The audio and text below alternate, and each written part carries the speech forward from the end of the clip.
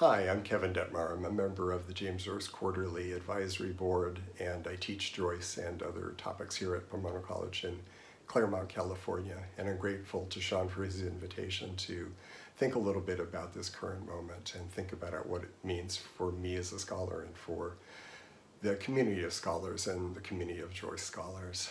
I was looking forward to and am now grieving the fact that I won't see many old friends in Trieste this summer and make new friends. I won't share meals and share drinks and hear challenging material presented and just have rich conversation.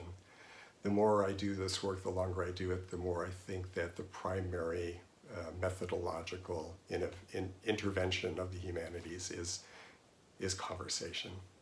And it's difficult to do this work when conversation has become strained and straightened. Like Sean, I also, as my t-shirt suggests, direct a small humanities center here at Pomona College called the Humanities Studio. And I know Sean is wrestling with this. Here we're thinking about what a humanities studio means without humans. I mean, a space on our campus where literally human occupancy has been forbidden. We don't have students and faculty and staff and members of our communities gathering and sharing ideas. How do we move forward in a time like this? And part of what that's driven me to think about is a novel that's familiar to many of you, most of you, Virginia Woolf's novel, 1925 novel, Mrs. Dalloway. Coincidentally, or maybe there's something in the air, but I had a conversation on the phone with a colleague this morning, Evan Kindley, who teaches English at Pomona as well. And we both sort of from different directions ended up in the same place, which is I found out that this morning Evan had a pitch accepted at the New Yorker to write about Mrs. Dalloway in our pandemic moment. So, you know, great minds think alike, or at least Evan's and mine do. So in a week or 10 days, I would encourage you to go to the New Yorker website where you'll see a really smart and articulate version of what I'm about to try to say. But this is what I've been thinking about. Mrs. Dalloway is a post-pandemic novel. Clarissa Dalloway herself is in a weakened physical state because of residual effects of the flu epidemic of 1918, the pandemic. So that's part of the backdrop, part of the fabric of the novel. And another characteristic of the novel that it would be difficult to miss, I think, on reading is the pervasive sense of loneliness that haunts a number of the characters. One of the ways, one of the easy statistical ways to track that is the word alone comes up 47 times in the novel. In a short novel, 190-page novel, 47 times the word alone. The word lonely only comes up 4 times. These characters are alone. They're not always lonely, but there is a sense of isolation of people being walled off from one another and unable, as Ian Forster said, to connect, only connect. But I'm especially interested in one short sentence on page 144. So one of the subplots, if you've read the novel, you'll remember Septimus Smith, who's a World War I veteran who's come back to England, to London, with a case of what at the time would have been called shell shock, and we would now call PTSD. He's been badly traumatized by his experiences of war and loss of friends in the violence. And as a consequence is more and more and more remote from the woman that he married while in Italy, Lucrezia, or Rezia, she's sometimes called.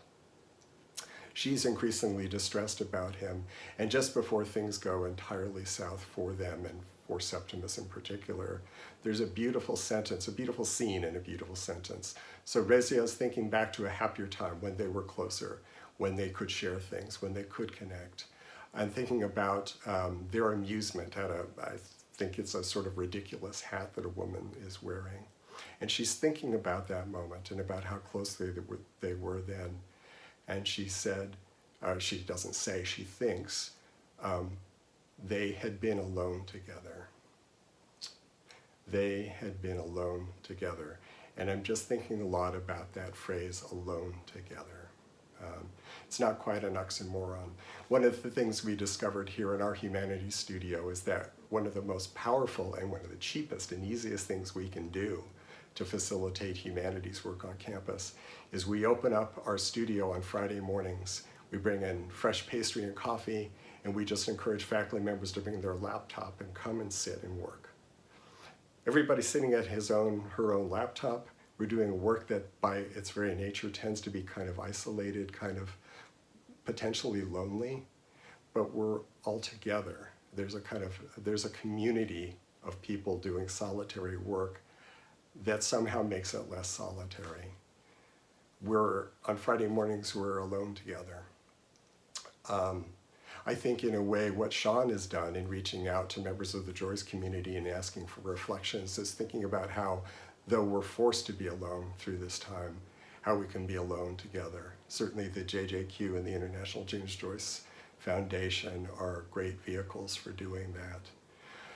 I've had friends say, perhaps you've heard this too, that we shouldn't be using the term social distancing. We should be talking about physical distancing. We need to be 6 feet apart from one another for safety's sake, but that our physical distancing, we can't allow it to become social distancing, that we somehow need to maintain physical distancing and maintain social intimacy and social conversation, that the humanities thrive when humans are in conversation with one another. So I hope through this series and through other things that we can think about. Zoom is frustrating, but it does allow us to be alone together, and there's some value in that. I hope that as often as we're frustrated by this isolation, we can also appreciate what the technology is enabling us to do, we can be alone, but we can be alone together. Thanks, Sean, for reaching out. It heartens me to know that you're all out there, and I look forward very much to seeing as many of you as can come to Trieste in the summer of 2021. Be safe and be well.